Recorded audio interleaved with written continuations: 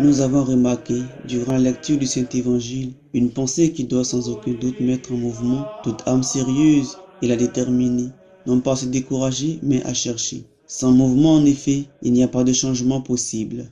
Il est aussi un autre mouvement qui consiste à chercher, à frapper, à demander. Tous, il est vrai, nous avons entendu le lecteur. Tous pourtant, je présume, nous ne l'avons pas compris.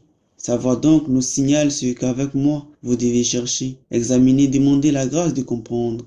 Dieu, je l'espère, vous assistera dans sa bonté et m'accordera ce dont je désire vous faire part. Pourquoi donc le Seigneur vient-il d'adresser cette observation à ses disciples? Vous n'avez jusqu'alors rien demandé à mon nom. N'est-ce pas ici ces mêmes disciples qu'il a envoyés avec le pouvoir de prêcher l'évangile et de faire des miracles, et qui sont revenus vers lui tout transportés de joie et s'écriant: Seigneur, voici qu'en votre nom les démons nous sont soumis. Comment alors accorder ces deux tests? Vous n'avez jusqu'alors rien demandé à mon nom. Seigneur, voici qu'en votre nom les démons même nous sont soumis. Quel esprit ne désire résoudre cette question?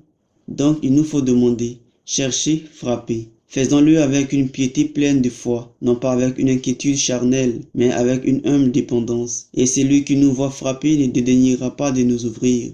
Le Seigneur Jésus savait ce qui pouvait rassasier l'âme humaine, cette intelligence créée à l'image de Dieu. Il savait qu'il ne lui fallait rien moins que lui-même, et il savait aussi qu'elle n'en était point remplie encore, car s'il se montrait sous un rapport, sous un autre il se cachait, connaissant parfaitement ce qu'il convenait de mettre en relief et ce qu'il convenait de laisser dans l'ombre. Quelle est grande, Seigneur, l'abondance de votre douceur que vous avez mise en réserve, secret, pour ceux qui vous craignent. Vous l'exercez envers ceux qui espèrent en vous, à la vue des enfants des hommes.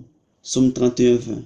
Oui, vous les dérobez à ceux qui vous craignent. Ces délices divines, immenses, infinies, si vous les cachez à ceux qui vous craignent, à qui les révélez-vous? Vous les communiquez généreusement à ceux qui espèrent en vous. Voici donc une double question, mais la solution de l'une est l'éclaircissement de l'autre. Pourquoi, dira-t-on en examinant la seconde, pourquoi avez-vous caché à ceux qui vous craignent et communiqué généreusement à ceux qui espèrent en vous? Ceux qui craignent sont-ils différents de ceux qui espèrent? Ceux qui craignent Dieu n'espèrent-ils pas en lui? Comment espérer en lui sans le craindre? Et comment le craindre pieusement sans espérer en lui? La crainte est le caractère de la loi, l'espérance est celui de la grâce. Peut-il y avoir une différence entre la loi et la grâce, puisque la loi et la grâce jaillissent de la même source? La loi effraie ceux qui présument d'eux-mêmes, la grâce soutient ceux qui espèrent en Dieu. Oui, la loi effraie, ne passez pas légèrement sur ce petit mot, pesez-le et appréciez en l'importance. La loi, disons-nous, effraie ceux qui présument d'eux-mêmes, la grâce soutient ceux qui espèrent en Dieu. En effet, que contient la loi? Beaucoup de prescriptions. Mais pourquoi chercher à les énumérer? Je n'en rappellerai qu'une seule. Elle est fort courte et déjà rappelée par l'apôtre, qui cependant l'observe. La voici, tu ne convoiteras pas. Attention mes frères, c'est bien la loi, mais sans la grâce c'est ta condamnation. Pourquoi, présomptueux? Pourquoi tant te vanter et te vanter de ton innocence? Tu peux dire sans doute, je n'ai pas dérobé le bien d'autrui, je t'écoute, je te crois, je pourrais peut-être même constater par moi-même que tu ne dérobes pas ce qui n'est pas à toi, mais il s'agit de ne pas convoiter. Je n'approche pas la femme d'un autre, ici encore je t'écoute, je te crois, je constate, mais il s'agit de ne pas convoiter. Pourquoi regarder autour et non dedans de toi? Regarde en toi et tu verras dans tes membres une loi contraire. Regarde bien en toi, pourquoi te jeter en dehors? Descends en toi et tu découvriras dans tes membres une loi qui résiste à la loi de ton esprit et qui t'assujettit à elle-même, à cette loi du péché qui vit en tes membres. Si la loi n'avait dit tu ne convoiteras pas, tu ignorerais la convoitise. En entendant la loi, tu as craint, tu as essayé de combattre, mais sans pouvoir vaincre, car prenant occasion de ce précepte, le péché a produit la mort. Comment cela? C'est parce que tu as eu pour le commandement de la crainte et non de l'amour. Tu as craint le châtiment et tu n'as pas aimé la justice. Or, quand on craint le châtiment, on voudrait, s'il était possible, faire ce qu'il plaît sans avoir rien à redouter. Ainsi, Dieu défend l'adultère. Tu as bien en vue une femme étrangère, mais tu ne l'abordes pas. Tu ne fais pas le mal avec elle. Tu en as bien l'occasion. Le temps et le lieu sont propices. Il n'y a pas de témoin. Nonobstant, tu ne commets pas le crime. Pourquoi? Tu as peur du châtiment. Personne ne le saura. Dieu ne le saura-t-il pas non plus? Ainsi, c'est parce que l'œil de Dieu te voit que tu t'abstiens de ce que tu allais faire. Mais ici, ne crains-tu pas plus les menaces de Dieu que tu n'aimes ses ordres? En effet, pourquoi t'abstiens-tu? Parce qu'en faisant le mal, tu serais jeté en enfer. C'est donc le feu que tu redoutes. Ah, si tu aimais la chasteté, tu t'abstiendrais dans le cas même où tu n'aurais absolument rien à craindre. Et si Dieu te disait, Fais ce que tu veux, je ne te condamnerai pas. Je ne te condamnerai pas en enfer, seulement tu ne me verras pas. En t'abstenant après cette menace, ce serait l'amour de Dieu et non la crainte de son jugement qui t'inspirerait. Si tu t'abstiens, c'est la grâce et garde-toi de revendiquer ce mérite, de l'attribuer à ta nature. Si tu t'abstiens avec plaisir, c'est bien. Avec amour, c'est bien encore. C'est la charité qui t'inspire cette bonne volonté pratique. Et ta confiance en Dieu te fait goûter les douceurs divines. Arme-toi de la foi en avant. Triomphe si tu le peux. Mais qu'est-ce que cette complaisance intérieure dans la loi de Dieu qui t'inspire déjà un commencement de grâce? Tu vois dans tes membres une loi différente qui résiste à cette loi spirituelle et qui n'y résiste pas vainement, puisqu'elle te met sous le joug de la loi du péché. C'est donc qu'il vous arrive de vous débattre sous la main de l'ennemi. Criez ainsi, criez du fond du cœur, dites avec une foi éclairée, malheureux homme que je suis malheureux. Malheureux d'abord parce que je suis moi, malheureux ensuite parce que je suis homme. Doublement donc malheureux, car tout homme se tourmente vainement et s'égare au milieu des fantômes. Malheureux homme que je suis, qui me délivrera du corps de cette mort, la grâce de Dieu par Jésus-Christ notre Seigneur.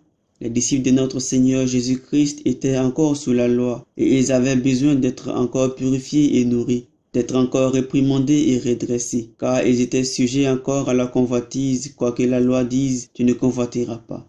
Ils disputaient à qui d'entre eux serait le plus grand, et quoique le Seigneur fût encore avec eux sur la terre, l'ambition du premier rang les divisait et les agitait. Aussi quand ils revinrent en s'écriant « Seigneur, voilà qu'en votre nom les démons nous sont soumis », comme c'était se réjouir de rien, qu'était en effet ce pouvoir comparé à ce que Dieu les réservait. Le Seigneur, le bon maître leur répondit pour réprimer en eux l'esprit de crainte et y affermir la confiance. Ne vous réjouissez point de ce que les démons vous sont soumis. Et pourquoi? Parce que beaucoup viendront en mon nom et diront « Considérez qu'en votre nom nous avons chassé les démons ». Et je leur répondrai « Je ne vous connais point ». Ne vous réjouissez point de cela, mais réjouissez-vous de ce que vos noms sont inscrits dans les cieux. Vous ne sauriez y être encore, et pourtant vos noms y sont déjà. Réjouissez-vous donc. Si j'ajoute que vous n'avez encore rien demandé à mon nom, c'est que l'objet de vos vœux n'est rien comparé à ce que je me propose de vous donner. Qu'avez-vous effectivement demandé? Que les démons vous fussent assujettis? Ne vous en réjouissez pas. Ce n'est rien donc que cette demande, car si elle était quelque chose, le Sauveur demanderait de se réjouir. Sans doute elle n'est pas entièrement rien, mais elle est bien peu de choses en face des récompenses magnifiques du Seigneur. Si l'on est malade, on demande la santé, la délivrance si l'on est en prison, durant une tempête, l'arrivée au port, la victoire durant la mêlée. Tout cela on le demande au nom du Christ, et pourtant ce n'est rien. Que faut-il donc solliciter? Demandez à mon nom, dit le Seigneur. Il ne précise pas ce qu'il faut demander, mais ces paroles doivent nous le faire comprendre. Demandez et vous recevrez, afin que votre joie soit pleine. Demandez et vous recevrez à mon nom. Quoi? Quelque chose assurément, afin que votre joie soit pleine. Demandez donc ce qui vous contentera. Si en effet tu demandes ce qui n'est rien, souviens-toi que celui qui boira de cette eau aura soif encore. Il descend dans le puits le seau de la convoitise, il en tire de quoi boire, mais pour avoir encore soif. Demandez afin que votre joie soit pleine, c'est-à-dire afin d'être rassasié complètement, et non pas afin d'éprouver les délections provisoires. Demandez ce qui vous contentera. Dites avec Philippe, Seigneur, montrez-nous votre Père et cela nous suffit. Et le Seigneur vous répondra, je suis avec vous depuis si longtemps, et vous ne me connaissez pas encore. Qui me voit, Philippe, voit aussi mon Père. Ainsi donc, rendez grâce au Christ qui a tant souffert pour vous délivrer de vos infirmités, et pour remplir vos cœurs, attachez-vous à sa divinité. Tournons-nous avec un cœur pur vers le Seigneur notre Dieu, le Père Tout-Puissant, demandons-lui d'immenses et abondantes actions de grâce, supplions de toute notre âme son incomparable bonté de vouloir bien agréer et exaucer nos prières, qu'il daigne aussi dans sa force éloigner de nos actions et de nos pensées l'influence ennemie, multiplier à nous la foi, diriger notre esprit, nous donner des pensées spirituelles et nous conduire à sa propre félicité. Au nom de Jésus-Christ, son Fils et notre Seigneur, lequel étant Dieu vit et règne avec lui dans l'unité du Saint-Esprit et durant les siècles des siècles. Ainsi soit-il.